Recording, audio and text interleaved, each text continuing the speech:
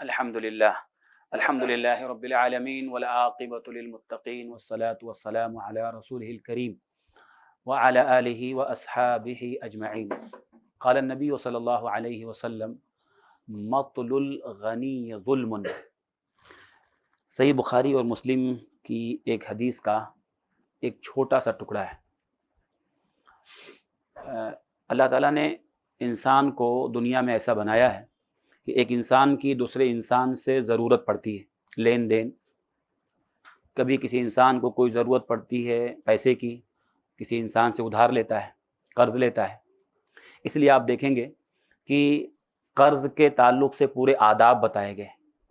باقاعدہ قرآن مجید میں آیت دین کے نام سے پوری ایک آیت ہے، لمبی، سب سے بڑی آیت قرآن مجید کی قرض کے تعلق سے ہے کہ اس کے آداب کیا ہیں، کیسے لیے جائیں، کیسے دیے جائیں، دینے والے کے اوپر کیا ذمہ داری ہے، لینے والے کے اوپر کیا ذمہ داری ہے۔ تو قرض کے پورے آداب حدیث میں دیکھیں، اللہ کے نبی صلی اللہ علیہ وسلم نے پورے آداب بتائے ہیں۔ اور ایک اچھی چیز ہے، قرض دینے والا جو ہوتا ہے ثواب پاتا ہے، اور قرض لینے والا جو ہوتا ہے اپنی ضرورت پوری کرتا ہے۔ لیکن یہ ساری باتوں میں ایک بات جو آج میں نے حدیث پڑھی، وہ ایک ٹکڑا ہے۔ آپ فرماتے ہیں کہ مطل الغنی ظلم، مالدار آدمی کا قرض کا ٹال مٹول کرنا، نہیں دینا، یہ ظلم ہے، ظلم ہے۔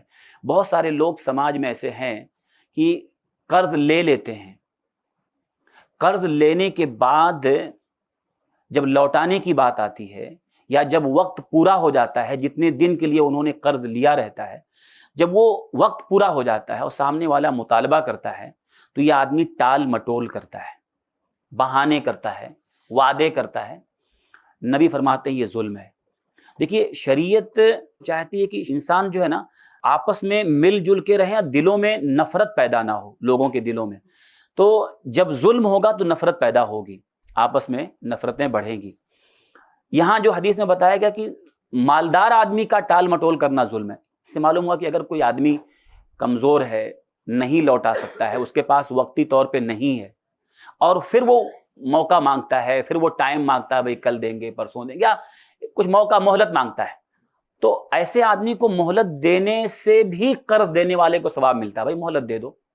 لیکن اگر ایک آدمی ایسا ہے کہ اس کے پاس دینے کی طاقت ہے، نبی نے فرمایا غنی ہے، لوٹانے کی طاقت ہے، اس کے پاس پراپرٹی ہے، جائیداد ہے، کھیت ہے، اس کے پاس بیچ سکتا ہے، بیچ کے لوٹا سکتا ہے، لیکن پھر بھی ٹال مٹول کر رہا ہے، پھر بھی ٹال مٹول کر رہا ہے، نہیں دے رہا ہے، ایسا آدمی ظالم ہے، اور یہ ظلم قیامت کے دن اس کے لیے بہت بھاری پڑ جائے گا۔ ظلمات یوم القیامہ، قیامت کے دن تاریکی بن جائے گا اس کے لیے۔ تو پہلی بات تو یہ کہ قرض لینے سے بہت پرہیز کرنا چاہیے، بہت مجبوری ہو جائے تو یہ قرض لینا چاہیے۔ بعض لوگوں کی عادت ہوتی ہے، مطلب کچھ بھی ہوا فوراً قرض، جب تک وہ قرض دار نہیں رہیں گے تب تک ان کو چین نہیں آتا ہے، ہر چیز میں اپنی کوئی بھی خواہش پوری کرنا ہوا قرض لے لیا فٹاک سے۔ اللہ کے نبی صلی اللہ علیہ وسلم قرض سے پناہ مانگتے تھے، جو 8 چیزوں سے اللہ تعالیٰ کی پناہ طلب کرتے تھے اس میں قرض بھی ہے۔ اے اللہ، قرض کے غلبہ، قرض کے نیچے میں دب جاؤں، اس سے میں پناہ چاہتا ہوں۔ اللہ کی پناہ مانگتے تھے، اس لیے ہمیں قرض سے بچنا چاہیے، اللہ کی پناہ طلب کرنا چاہیے۔ اور اگر کبھی قرض ہم لے لیں تو ہماری ذمہ داری ہے کہ وہ ایک حق ہے، ہمارے اوپر حق ہے، مرنے سے پہلے پہلے آدمی اس کو لوٹا دے، کب موت آ جائے بھروسہ نہیں، تو لوٹانے کی کوشش کرنا چاہیے۔ اب دیکھیے، قرآن میں اللہ تعالیٰ نے یہود کی ایک صفت بیان کی ہے کہ وہ قرض کو لوٹانے میں ٹال مٹول کرتے ہیں۔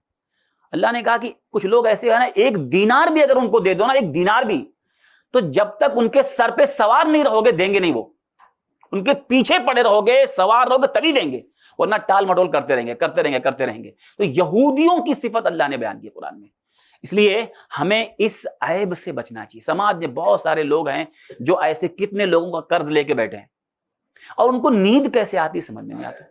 یعنی ایک آدمی کسی کا حق لے کے بیٹھا ہو اور اس کے پاس لوٹانے کی طاقت بھی ہو، اس کے پاس ادا کرنے کی طاقت ہے، وہ چاہے تو کر سکتا ہے۔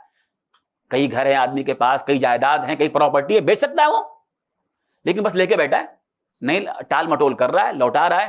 آج آیا مانگنے کے لیے آدمی تو بولتا ہے کل آؤ، اور جب کل آئے تو بولتا ہے پرسوں آؤ۔ ایسے مطلب ہر ٹائم بڑھاتا رہتا ہے، دیتا نہیں ہے، تو نہیں کرنا چاہیے۔ اس سے دلوں میں نفرت پیدا ہوتی ہے، اور اس سے بڑی چیز قیامت کے دن یہ آدمی پھنس جائے گا۔